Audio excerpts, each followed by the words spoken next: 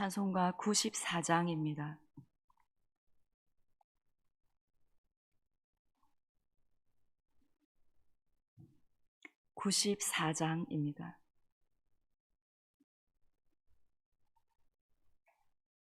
주 예수보다 더 귀한 것은 없네.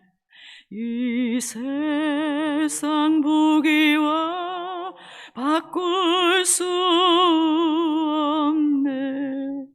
영적은 내 대신 돌아가신 그 놀라운 사랑 잊지 못해. 세상 즐거움 다 버리고 세상 자랑 다 버렸네.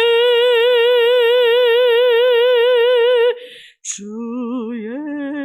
예수보다 더 귀한 것은 없네. 예수 밖에는 없네.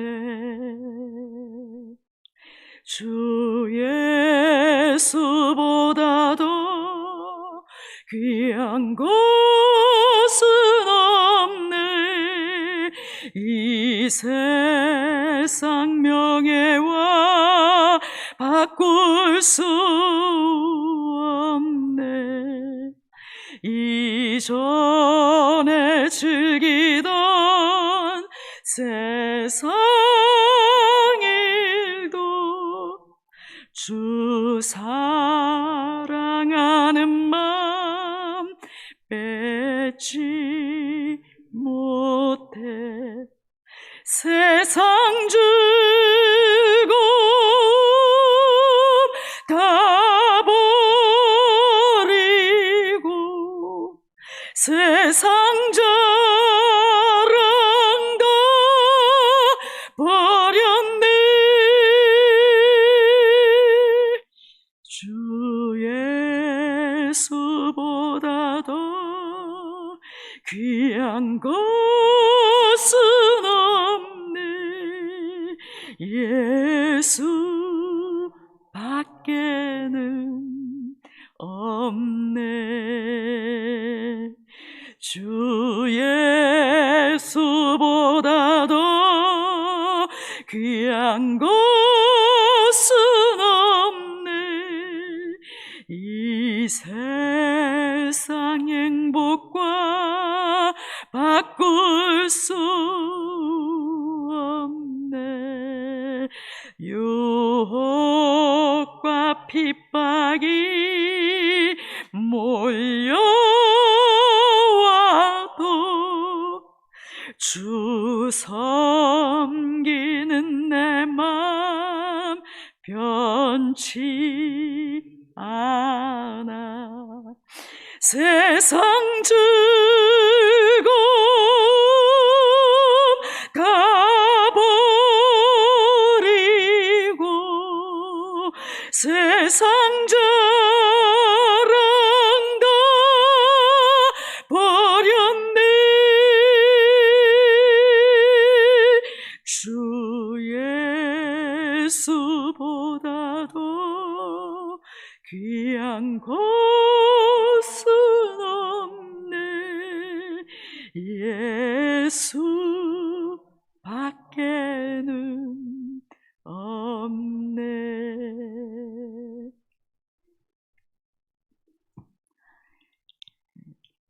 사사기 21장 16절에서 25절 말씀입니다. 사사기 21장 16절에서 25절 말씀 교독하신 후에 마지막 절 함께 읽겠습니다. 회중의 장로들이 이르되 베냐민의 여인이 다 멸절되었으니 이제 그 남은 자들에게 어떻게 하여야 아내를 얻게 할까 하고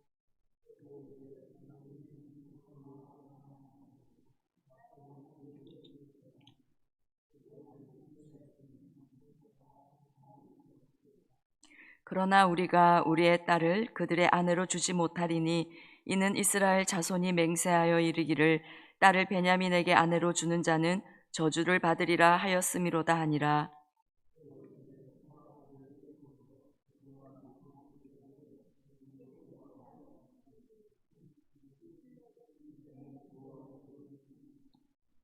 베냐민 자손에게 명령하여 이르되 가서 포도원에 숨어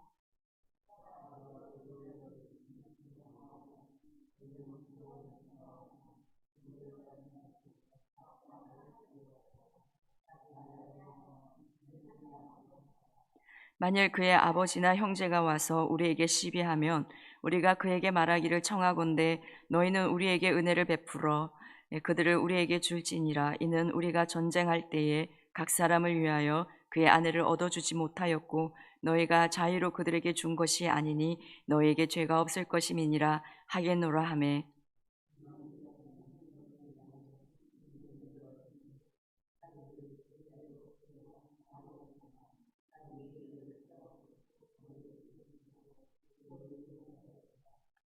그때 이스라엘 자손이 그곳에서 각기 자기의 지파 자기의 가족에게로 돌아갔으니 곧 각기 그곳에서 나와서 자기의 기업으로 돌아갔더라. 그때에 이스라엘의 왕이 없으므로 사람이 각기 자기네 소견에 옳은 대로 행하였더라. 아멘. 오늘은 이스라엘의 어처구니 없는 죄악의 시대 사사기의 마지막 부분입니다. 이스라엘은 베냐민 기브아 성읍의 죄악을 심판하기 위해 베냐민을 치고 나서 베냐민 사람들에게는 자신들의 딸을 주지 않겠다라고 맹세를 하였습니다. 그러나 베냐민 지파가 사라질 위기에 처해지자 그들에게 아내를 구해줘야 되겠다 하였습니다.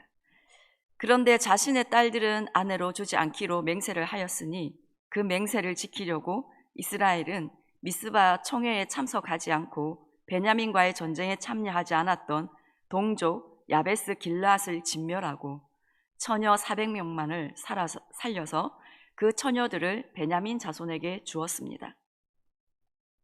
이스라엘은 자신들이 했던 그 경솔한 맹세를 지키기 위해서 또 다른 동족, 죄 없는 야베스 길르앗을 진멸하는 죄악의 죄악을 거듭하고 있습니다. 하지만 그래도 200명의 처녀가 부족했습니다. 16절부터 보시겠습니다. 회중의 장로들이 이르되 베냐민의 여인이 다 멸절되었으니 이제 그 남은 자들에게 어떻게 하여야 아내를 얻게 할까 하고 또 이르되 베냐민 중 도망하여 살아남은 자에게 마땅히 기업이 있어야 하리니 그리하면 이스라엘 중에 한 지파가 사라짐이 없으리라. 그러나 우리가 우리의 딸을 그들의 아내로 주지 못하리니 이는 이스라엘 자손이 맹세하여 이르기를 딸을 베냐민에게 아내로 주는 자는 저주를 받으리라 하였음이로다 하니라. 베냐민 중에서 도망하여 살아남은 그 600명에게 기업이 있어야 했습니다. 하나님께서 주신 땅을 상속받을 자녀가 있어야 한다는 말입니다. 그러기 위해서는 그들에게 아내가 있어야 했습니다. 그런데 자신들의 딸은 베냐민에게 주지 않기로 맹세를 하였으니 합법적으로 그들에게 아내를 줄 수가 없었습니다. 그러면 이런 상황에서 가장 확실한 해결책은 지금이라도 그들의 잘못을 깨닫고 하나님 앞에 회개하는 것이 가장 좋은 길입니다. 형제들끼리 내전을 벌여서 형제들을 무참히 죽인 것도 또 베냐민 지파와 통혼을 금지한 것도 다 그들의 잘못임을 인정하고 하나님께 회개하는 것이 제일 좋은 방법입니다. 그런데 그들은 그들의 잘못을 인정하지 않습니다. 하나님께 묻지도 않습니다. 또 그들의 생각과 방법으로 문제를 하려고 하고 그 방법은 또 다른 죄로 이어지고 맙니다. 우리가 죄를 지었을 때 회개하고 돌이키지 않으면 그 죄를 통해서 또 다른 죄를 짓게 되고 또 그 죄를 통해서 어둠이 더욱더 강하게 역사하게 되고 계속 더 큰 죄악과 타락 속으로 빠지게 된다는 것을 우리가 기억하기 원합니다. 잘못했다 싶을 때는 빨리 회개하고 돌이키는 것이 가장 지혜로운 것입니다. 19절을 보겠습니다. 또 이르되 보라 베델 북쪽 르보나 남쪽 베델에서 세겜으로 올라가는 큰 길 동쪽 실로에 매년 여호와의 명절이 있도다 하고 자신들의 맹세를 어기지 않으면서 베냐민 자손들에게 아내를 찾아주기 위한 방법을 고민하다가 이스라엘 장로들은 실로에서 열리는 여호와의 축제를 기억해냅니다. 원래 실로는 여호수아 때부터 엘리 제사장 때까지 하나님의 언약궤와 성막이 그곳에 있었습니다. 종교적으로 매우 중요한 곳이었습니다. 그런데 19절에서 실로를 설명을 하는데 베델 북쪽, 르보나 남쪽, 베델에서 세겜으로 올라가는 큰 길 동쪽, 실로가 어디 있는지 한참을 설명을 합니다. 그만큼 이스라엘 백성들이 성막과 언약궤가 있는 실로에 관심이 없어 사람들이 잘 알지 못하는 곳이 되었다는 증거입니다. 하나님의 백성이라고 했지만 그들이 얼마나 하나님께 관심이 없었는지를 여기서도 알 수 있습니다. 20절, 21절입니다. 베냐민 자손에게 명령하여 이르되 가서 포도원에 숨어 보다가 실로의 여자들이 춤을 추러 나오거든 너희는 포도원에서 나와서 실로의 딸 중에서 각각 하나를 붙들어 가지고 자기의 아내로 삼아 베냐민 땅으로 돌아가라. 실로에서는 여호와의 절기 때 여자들이 춤을 추는 관례가 있었습니다. 그때 베냐민 자손이 포도원에 숨어 있다가 어린 처녀들이 춤을 추러 나오면 한 사람씩 납치해서 자신의 땅으로 데려가 살아라는 것입니다. 장로들은 자신들의 그 경솔한 맹세, 베냐민 사람들에게 딸을 주지 않겠다 했던 그 맹세를 지킬 방법을 생각하다가 사람을 납치해가라는 말도 안 되는 일을 시킵니다. 한 지파를 보존한다는 명분을 위해서 어린 처녀들은 갑자기 납치를 당해서 원하지 않는 결혼을 하게 되었습니다. 처녀들과 그 가족들이 얼마나 황당하고 기가 막히겠습니까? 이스라엘 장로들은 이들의 상처와 그 가족의 고통을 조금도 생각하지 않고 있습니다. 22절을 보겠습니다. 만일 그의 아버지나 형제가 와서 우리에게 시비하면 우리가 그에게 말하기를 청하건대 너희는 우리에게 은혜를 베풀어 그들을 우리에게 줄지니라. 이는 우리가 전쟁할 때에 각 사람을 위하여 그의 아내를 얻어주지 못하였고 너희가 자의로 그들에게 준 것이 아니니 너희에게 죄가 없을 것임이니라 하겠노라 하매, 가족이 납치되어서 항의하는 사람이 생기면 너희가 자의로 그들에게 준 것이 아니니 너희에게 죄가 없을 것임이니라 하겠노라. 가족이 납치되어 원치 않는 결혼을 하게 된 상황입니다. 죄는 베냐민 지파와 장로들에게 있는데 피해자에게 너희에게 죄가 없을 것이다 라고 말한다고 합니다. 일부러 맹세를 어긴 것이 아니니 너희에게는 죄가 없다 라고 말을 하는데요, 무엇이 옳고 그런지 전혀 알지 못하고 있는 이 이스라엘 장로들의 모습을 우리가 보게 됩니다. 출애굽기 21장 16절에 보시면 사람을 납치한 자가 그 사람을 팔았든지 자기 수하에 두었든지 그를 반드시 죽일지니라 라고 말씀하셨습니다. 하나님은 납치하는 행위가 이 살인과 같아서 그렇게 하는 자는 반드시 죽이라고 명령하셨습니다. 그런데 이스라엘 장로들은 율법도 모르고 죄가 죄인 줄도 모르고 있습니다.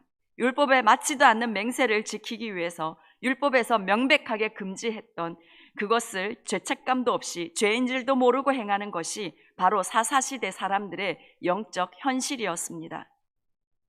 이런 베냐민 자손은 여호와의 절기에 실로에서 춤추는 여자들을 납치하고 아내로 삼았습니다.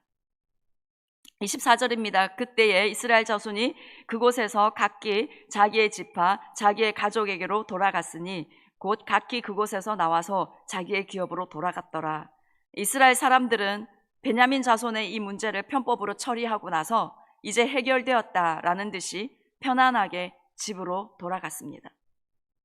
이렇게 죄에 대한 개념이 없는 타락한 레위인과 첩의 사건은 자기 동족 베냐민 지파와 또 죄 없는 야베스 길앗의 갓 지파를 죽이는 엄청난 죄악을 저지르게 되었고 또 거기서 멈추지 않고 처녀들을 납치하는 죄까지 저질렀지만 이제 해결되었다 하고 집으로 돌아가는 이스라엘 모든 사람들의 모습은 무엇이 잘못되었는지도 모르고 또 무엇이 잘못되었는지도 모른 채 계속해서 살아가게 됩니다. 25절입니다. 그때 이스라엘에 왕이 없으므로 사람이 각기 자기 소견에 옳은 대로 행하였더라. 사사기의 결론을 말씀해 주고 있습니다. 이 말씀을 사사기에서는 17장, 18장, 19장 그리고 이곳에서 총 4번을 말씀하고 있습니다. 사사기 전체 메시지를 요약하고 있는 것입니다. 하나님은 이 25절과 사사기 전체를 통해서 우리에게 이렇게 말씀하십니다. 너희가 나를 왕으로 섬기지 않으면 이렇게 될 것이다. 하나님을 왕으로 모시지 않으면 이런 사사시대가 너희에게도 올 것이다 라고 우리에게 알려주고 계십니다. 사사기를 보면서 우리가 반드시 해야 하는 것이 무엇인지 알게 됩니다. 하나님을 왕으로 모시는 우리가 되어야 되고, 우리의 가족들과 우리의 자녀들이 하나님을 왕으로 섬기는 자녀들과 가족들이 되어야 합니다.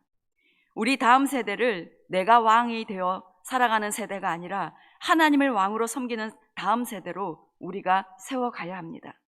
단순히 하나님을 믿는 것이 아니라 하나님을 왕으로 모시고 왕 대신 하나님의 율례와 법도를 지켜 행하는 자로 살아가도록 해야 합니다.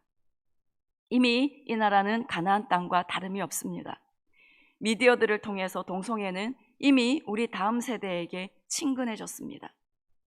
고등학생 아이들 하는 말이요, 친구들이 귀신 문화를 즐기고 있고 동성애를 좋아한다고 합니다. 자기는 교회에서라도 배웠으니 그러면 안 된다고 말하고 싶지만 말하기가 어렵다고 합니다. 죄는 이미 가득합니다.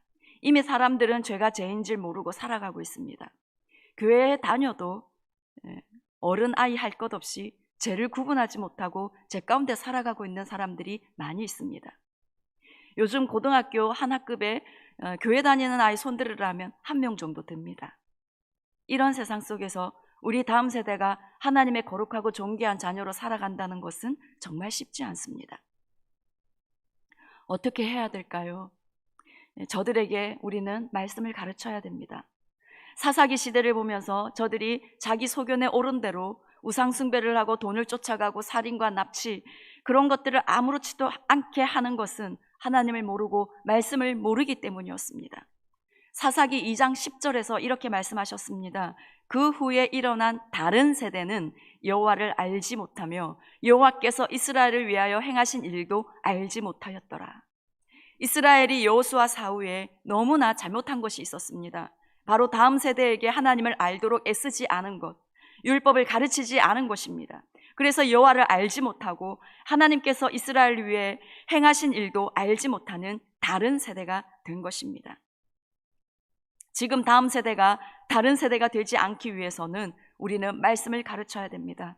말씀을 통해서 하나님이 어떤 분인지 알게 해야 됩니다. 또 하나님을 경험하여 알도록 해야 합니다.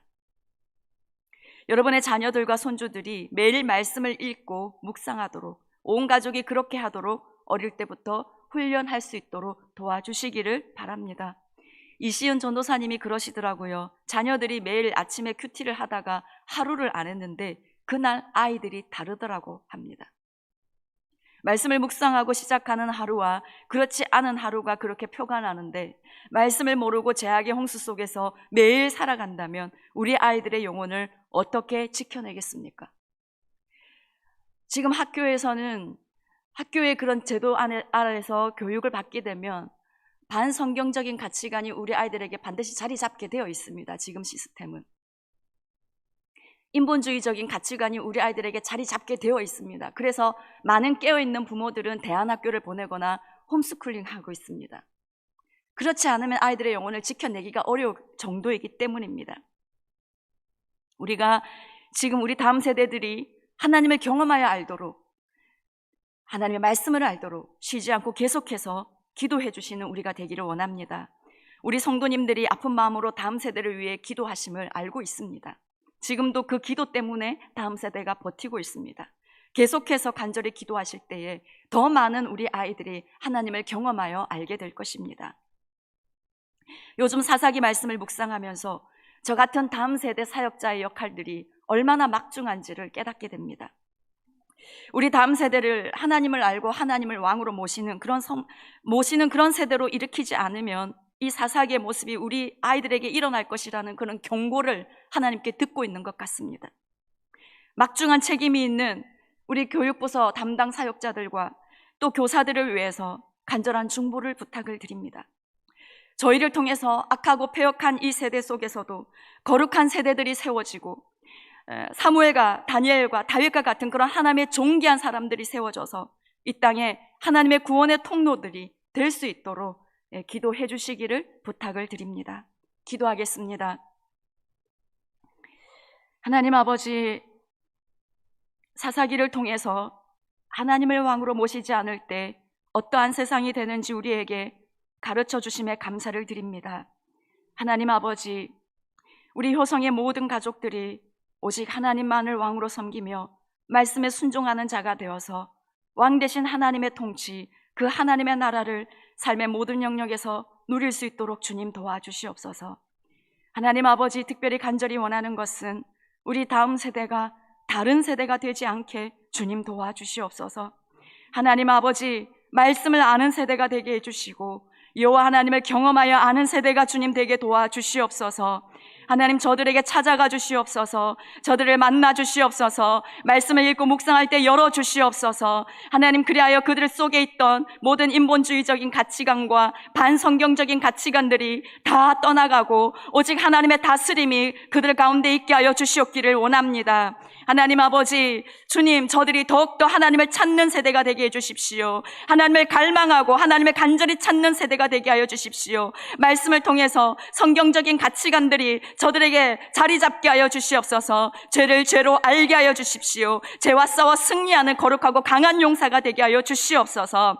하나님 아버지, 특별히 다음 세대를 지도하고 있는 우리 담당 교역자들과 하나님 교사들에게 성령의 충만함과 지혜를 더하여 주시옵소서. 하나님, 다음 세대를 더욱더 뜨겁게 사랑하는 마음을 부어주시옵시고 하나님, 이 다음 세대를 어떻게 길러내야 하는지 그 전략들을 우리에게 주시옵소서.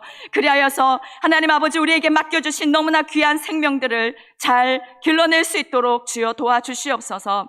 하나님 아버지, 특별히 한국교회와 또한 이 영도의 교회들을 주님 깨워주시옵기를 간절히 원합니다. 교회 지도자들과 성도들을 깨워주시옵소서. 하나님, 교회들마다 예배가 온전히 회복되게 하여 주시고 부르짖어 하나님께 기도하는 교회들 되게 하여 주시옵소서.